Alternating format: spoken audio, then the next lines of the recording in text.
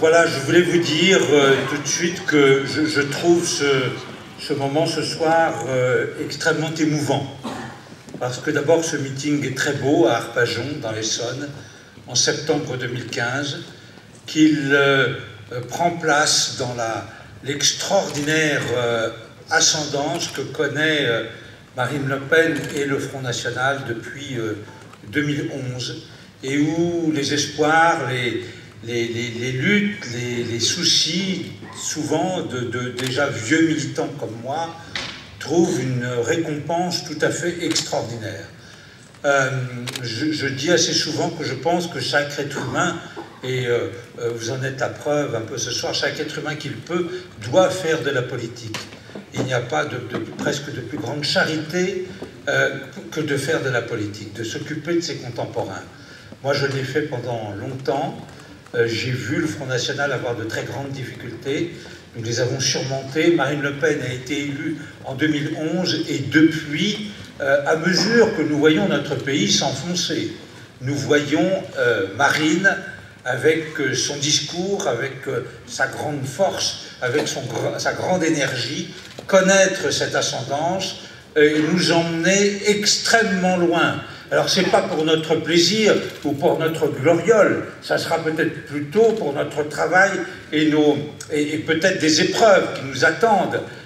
Mais nous serons là, le moment venu, avec Marine Le Pen, nous en sommes sûrs, j'en suis sûr, pour remettre totalement le pays sur ses rails et défendre nos compatriotes avec notre président.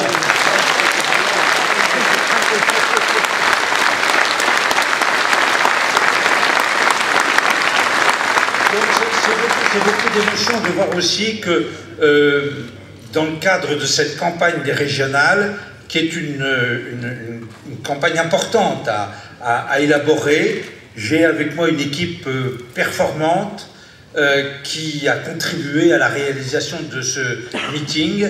Et il y a une équipe performante avec Audrey dans le département de l'Essonne qui a réalisé ce meeting. Il y a des équipes performantes dans tous les départements. Samedi, nous étions dans le Val d'Oise, sous la houlette de Jean-Michel Dubois, et nous avons eu une réunion de formation de plus de 200 militants de toute l'Île-de-France qui a été parfaitement réussie, et tout cela donne de grands espoirs. Tout ça donne de grands espoirs, mais nous donne aussi de grands devoirs. Vous êtes là ce soir, vous le savez, nous avons le devoir de nous comporter le mieux possible, nous avons un devoir d'excellence, et nous avons maintenant, compte tenu des difficultés du pays et des espérances de nos compatriotes, un devoir de réussite. Donc merci à tous ceux qui œuvrent non seulement à la réussite de ce meeting, mais à la réussite de cette campagne.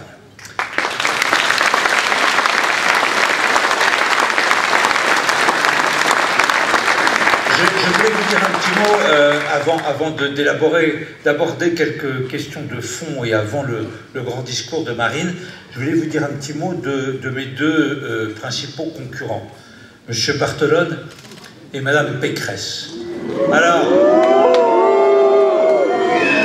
M. Barthelone a été choisi en extrême urgence à la place de Jean-Paul Huchon, dont on pensait qu'il n'allait pas faire l'affaire. M. Barthelone a une première caractéristique, c'est un sectarisme très particulier. Je me souviens que Steve Briouat, maire d'Hénin-Beaumont, je crois que c'est avant les grandes vacances, a reçu le prix, enfin je ne donne pas les détails exacts, mais du maire peut-être le plus performant de l'année. Et il a été invité à recevoir ce prix à la résidence du président de l'Assemblée nationale, à l'hôtel de l'Assé, et ce président, c'est Claude Barthelone. Claude Barthelone, il y avait d'autres maires avec, Claude Barthelone a séché la partie de la cérémonie qui concernait Steve Briouat. Il a refusé de lui serrer la main. Voilà qui est Claude Barthelone. Jean-Paul Huchon n'était pas du tout comme ça. Et Claude Barthelone a presque été désigné pour se conduire de cette façon-là à notre égard, et il faudra le lui rappeler. Claude Barthelone a une autre caractéristique, il a été pendant très longtemps le chef, c'est un chef d'ailleurs socialiste, très important en Île-de-France, Claude Barthelone. Mais il a été vraiment le chef du département de la Seine-Saint-Denis, il a été président du Conseil général pendant longtemps. Et il y a quelques mois, la Cour des comptes, la Chambre régionale des comptes, je crois que vous le savez à peu près tous, mais vous vous renseignerez, a sorti sur sa gestion un rapport qui est véritablement très très dur, pour sa gestion. D'ailleurs, nous sommes quand même dans une démocratie un peu particulière où l'on voit ce monsieur qui a été vraiment stigmatisé par la Cour des comptes, qui met en cause non seulement les irrégularités, mais l'honnêteté de la gestion l'honnêteté de la gestion de la Conseil général de la Seine-Saint-Denis. Eh bien, ce monsieur continue impunément à être président de l'Assemblée nationale. D'ailleurs, il utilise ses moyens pour faire campagne, mais ça on en parlera à un autre moment, et il peut se présenter impunément, sans aucune vergogne, à la présidence du Conseil régional d'Île-de-France, croyant qu'il va pouvoir se conduire à Paris de la même façon qu'il s'est conduit à Bobigny. Je compte sur vous pour qu'il ne puisse pas, et qu'il ne puisse pas venir à la tête du Conseil régional.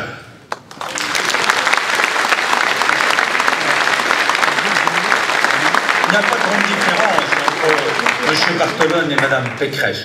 M. Bartolone a dit, j'y reviendrai, il faut que la région Île-de-France soit le fer de lance de l'accueil des clandestins. Madame Pécresse, elle ne s'est pas encore beaucoup exprimée. Elle a eu cette phrase tout à fait extraordinaire et sibylline.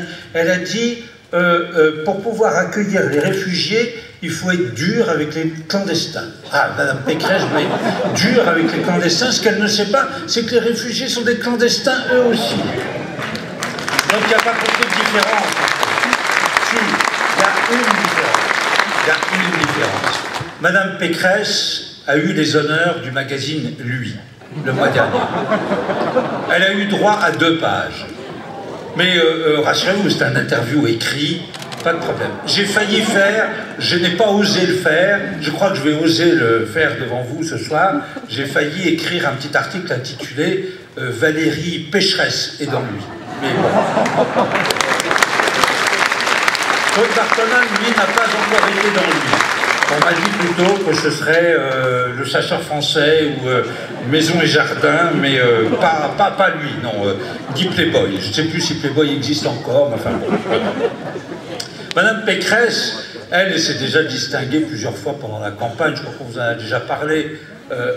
C'est ces phrases tout à fait extraordinaires où on lui dit, un journaliste lui dit, mais Madame Pécresse, vous dites que vous allez faire des économies en supprimant la gratuité des transports en Île-de-France pour les clandestins. Or, votre adversaire de Saint-Just a fait un communiqué en montrant que pendant 3 ans, vous avez voté la mesure présentée par M. Luchon. Alors expliquez-vous. Et elle répond, on a la vidéo, c'est extraordinaire, elle répond « Ah oui, M. de Saint-Just a raison, je ne m'étais pas rendu compte. » Et Mme Pécresse, elle a un ami, puis après on quittera un peu nos adversaires, elle a un ami qui est quand même célèbre, et qui vient de se rendre célèbre, qui vous montre aussi, je crois, leur cynisme, le peu de cas qu'ils font de la situation actuelle, et même le peu de cas qu'ils font de tous ces malheureux qui viennent sur notre sol à travers la Méditerranée ou par la Turquie et la Grèce. C'est M. Devedjian. M. Devedjian, le maire d'Antony, qu'est-ce qu'il a dit il y a 2 ou 3 jours? Ah, cette phrase qui restera dans les annales. Il a dit ceci: les Allemands nous ont pris nos Juifs, ils nous rendent des Arabes. Ah, c'est gracieux, hein? Nous ne nous exprimons jamais comme ça. Nous avons un discours exclusivement politique. Nous nous sommes rendus tout à l'heure au Moulin de Vaux, à côté des Truchy, le symbolique de cette préférence étrangère pour les clandestins, mais nous n'avons pas été stigmatisés, ceux qui sont au Moulin de Vaux ou ces réfugiés. Nous avons toujours stigmatisé, montré du doigt et vilipendé la politique d'immigration, ceux qui sont responsables de toute cette politique d'immigration folle et invraisemblable que nous connaissons à l'heure actuelle. J'ai dit, et je redis ici, que M. Bartolone, avec sa phrase sur la région fer de lance, ou Madame M. Makos, avec la région qui doit être une région refuge pour les réfugiés, que ces gens-là, en disant ces phrases-là, en les mettant en œuvre, en créant ces appels d'air, prennent des responsabilités morales, intellectuelle et politique absolument incroyable et extraordinaire. J'ai écrit que, en disant cela, M. Barthelin et Mme Koch avaient une responsabilité dans la mort du petit Elan, dans la mort de tous ceux qui meurent au milieu de la Méditerranée, et de tous ceux qui meurent entre la Turquie et la Grèce.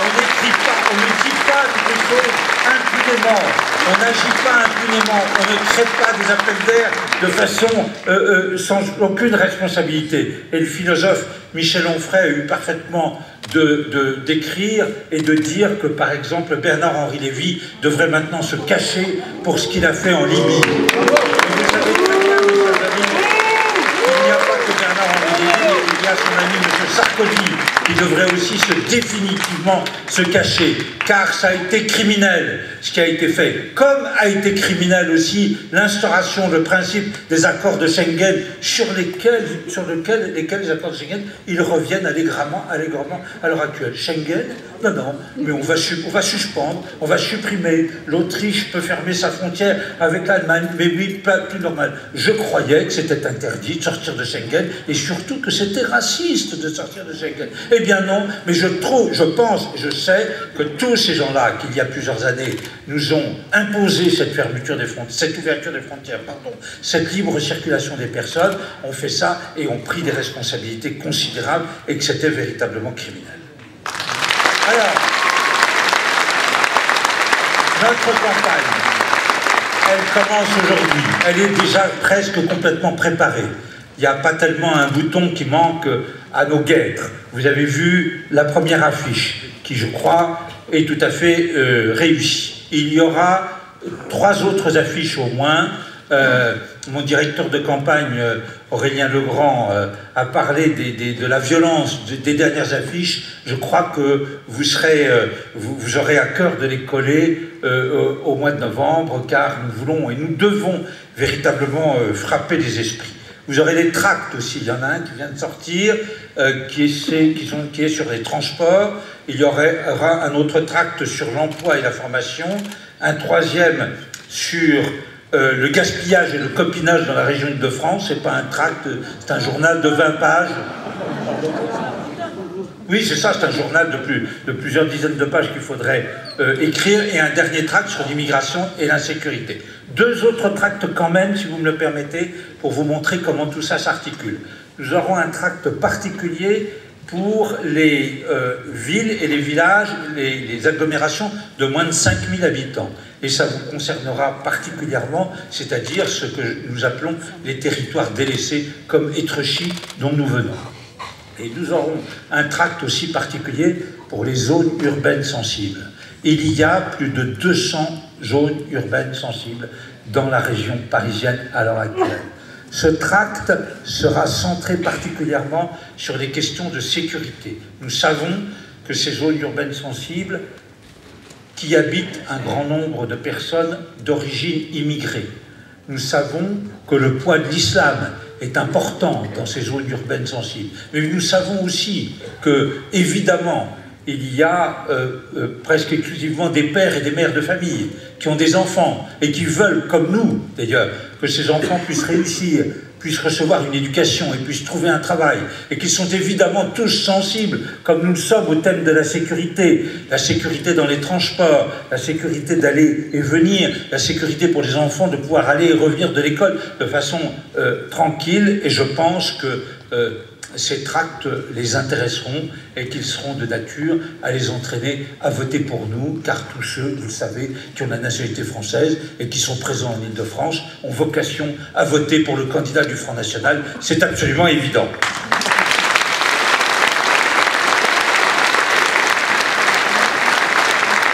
Les thèmes.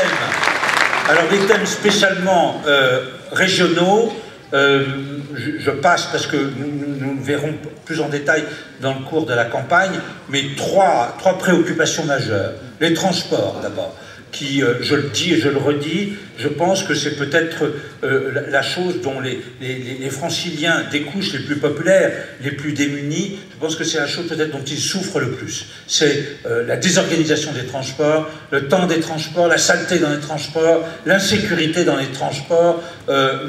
C'est extraordinaire que cette région dirigée par des Jean-Paul Huchon ou avant lui d'autres personnalités importantes n'ait jamais réussi à en faire une région d'excellence en ce qui concerne les transports en commun. L'état de notre RER, de train SNCF, du métro est un scandale. Quand on veut s'appeler la ville de Paris ou la région Île-de-France, nous ferons tout à fait autre chose et nous en ferons une région d'excellence à ce sujet-là.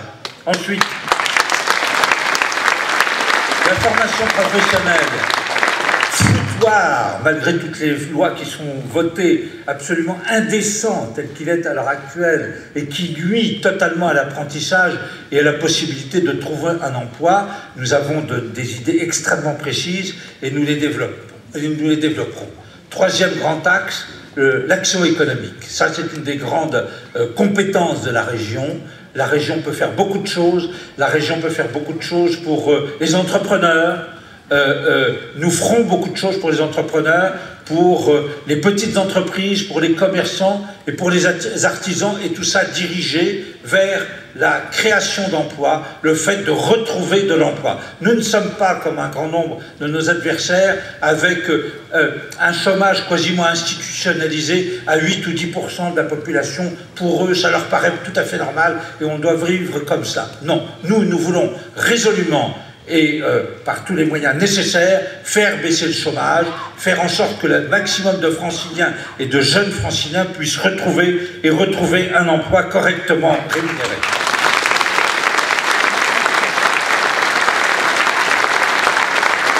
Voilà, ces thèmes s'articuleront aussi autour des deux un peu slogans que nous avons mis au point. D'abord, les territoires sabotés d'Île-de-France, parce que nous sommes en Île-de-France, mais il y en a partout en France. Je vous ai parlé de ce nombre de zones urbaines sensibles qui existent en France. Nous mettrons, mes chers amis, tous ces gouvernants qui sont là, installés dans leur fauteuil de cuir depuis 40 ou 50 ans, nous les mettrons devant leurs responsabilités.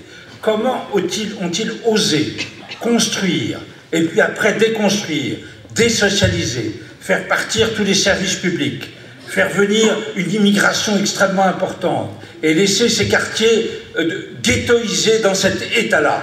Comment peuvent-ils se regarder dans la glace le matin en se disant « il y a un nombre considérable de franciliens qui vivent dans des quartiers où il est devenu extraordinairement difficile de vivre ». Ils n'en parlent pas en réalité, ils ne font rien, et ça continue comme avant, avec les questions d'immigration, avec les questions du poids de l'islam, avec les questions surtout d'insécurité. Nous ne nous supporterons pas cela, et nous voudrons, évidemment, ça sera un travail de grande haleine, rendre à l'Île-de-France un visage humain, et faire en sorte que ces 200 quartiers insupportables soient complètement remodelés, et nous nous y attacherons particulièrement.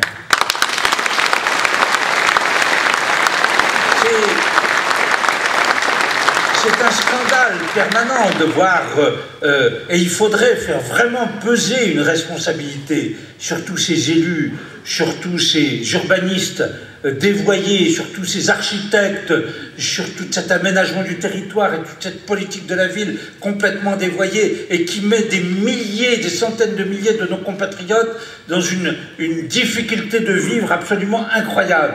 Moi, personnellement, je suis désolé, mais j'y pense quasiment tous les jours. Je voudrais absolument, je pense que c'est un des problèmes, parce qu'on y retrouve les questions d'immigration, d'insécurité, et maintenant de clandestins, etc. C'est un des problèmes principaux de notre siècle, de notre époque, de notre année, et de notre région francilienne. Et je vous demande, bien évidemment, pendant toute cette campagne, de nous soutenir pour que nous puissions, sur ce point-là, réussir et parvenir à nos fins.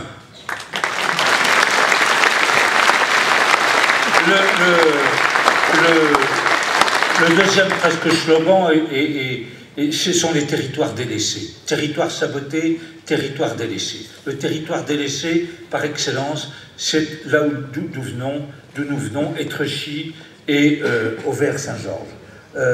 Étrechy, il y a 30 ou 40 ans, je pense que c'était la douceur de vivre, par excellence. Beaucoup de familles ont quitté Paris et la proche région parisienne pour essayer d'aller trouver des endroits où la douceur du vivre et surtout où l'éducation nationale pouvait encore faire son travail. Quand on a mis un immeuble pour clandestins au Moulin du Vau, à Auvers-Saint-Georges, comme on l'a fait maintenant, et qu'il y a maintenant un nombre considérable d'enfants dans les écoles d'Étrechy et d'Auvers-Saint-Georges qui ne parlent pas français et qui sont de plus de 10 nationalités différentes, l'éducation nationale ne peut plus faire son travail. Et elle ne peut plus faire son travail au détriment de qui? Au détriment des enfants de nos compatriotes, de leur éducation, de leur avenir. Et c'est ça qui est absolument insupportable. Et qui me fait parler de territoire délaissé. Voilà pourquoi nous avons voulu de façon symbolique, et je l'ai dit au début de ma conférence de presse, c'était déterminé de notre part. Voilà pourquoi nous avons voulu lancer notre campagne au milieu de vous, dans l'Essonne, à Étrechy, en allant devant ce lieu symbolique qu'est le Moulin de Vau, et maintenant ici à Arpajon, pour bien montrer que ce sont de ces territoires délaissés, de ces territoires sabotés dont nous allons nous occuper en priorité, surtout avec l'aide extraordinaire de notre présidente Marine Le Pen.